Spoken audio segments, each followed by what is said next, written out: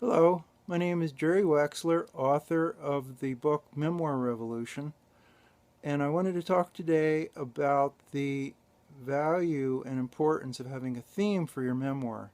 Many aspiring memoir writers worry that they really need a theme, by which they mean a point that they're really going to focus in on and describe and crunch and try to emphasize. And I believe that there's some memoirs that develop a theme beautifully and end up creating a really interesting, compelling story around that theme. For example, one of my favorite memoirs, Kate Braestrup's Here If You Need Me, lost her husband, and in her process of grief, she describes a search for a God in her life and the contrast between good and evil. Really nicely done. However, there are many memoirs that are very effective and very compelling that don't necessarily focus in on a theme. So, for example, one of my favorite memoirs, Sonia Marsh's Freeways to Flip Flops, talks about her travel from Los Angeles to Belize in Central America and her ventures with her family, and at the end they return home. So, on one level, from a story level, you could say that the story was about her going to Belize and then coming home. But when I analyzed the story within it, I found many really fascinating themes about trying to raise kids, about a mother's responsibility to repair uh, issues and complexities, things that are going wrong with the family, and also trying to fit into another culture.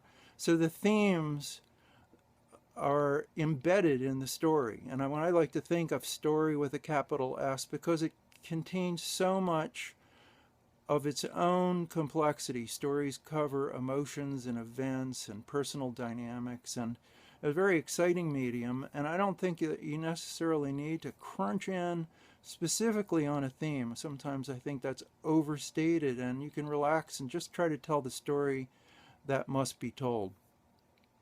Another great example is a very famous story because it was made into a television show, Orange is the New Black, in which the author is imprisoned for a crime she committed 10 years earlier. And the story is really about her journey from middle class life into prison life and then back out again.